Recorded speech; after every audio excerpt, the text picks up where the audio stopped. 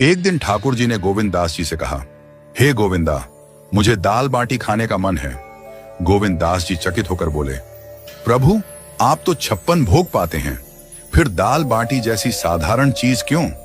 ठाकुर जी ने हंसते हुए कहा, आज मैं 56 भोग नहीं बल्कि तेरे हाथों बनी दाल बाटी खाना चाहता हूं, पर मंदिर की रसोई में नहीं, मैं तेरी कुटिया में आऊंगा, वहां तू इसे उपलों पर बना। गोविंद दास जी ने ठाकुर जी की आज्ञा स्वीकार की और चुपचाप तैयारी करने लगे।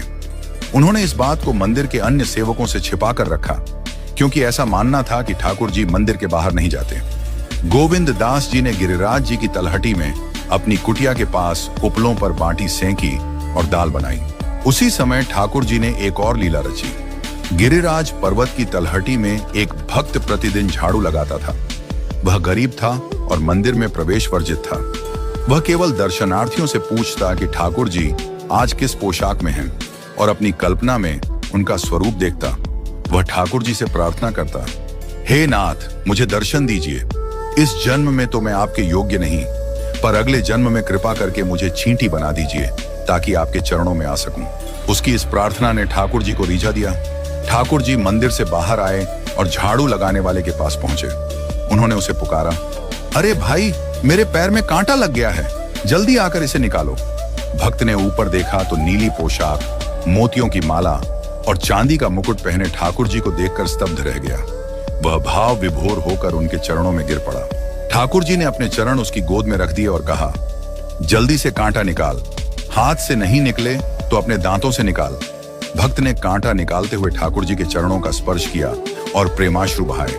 इस अद्भुत कृपा से उसका हृदय आनंदित हो गया। इसके बाद ठाकुर जी ने कहा, अब तू मुझे गोविंद दास की कुटिया तक ले चल। भक्त ने ठाकुर जी को अपने कंधे पर बैठाया और कुटिया तक पहुंचा। वहां पहुंचकर ठाकुर जी ने उसे वृक्ष के नीचे रुकने को कहा और स्वयं गोविंद दास की कुटिया में पहुंचे। गोविंद दास जी ठाकुर जी को देखकर आनंदित हो गए। ठाकुर जी बोले, गोविंदा, जल्दी खाना परोस, मुझे बहुत भूख लगी है। गोविंद दास ने सुंदर पत्तल में बाटी, दाल, चूरमा और चटनी परोसी। ठाकुर जी खाने लगे, लेकिन बीच बीच में बाटियां अपनी पीतांबर में छिपाने लगे।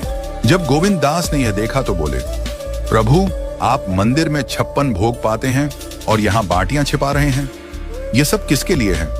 ठाकुर जी ने मुस्कुराते हुए कहा, ये बाटियां उस भक्त के लिए हैं जिसने मेरा कांटा निकाला था।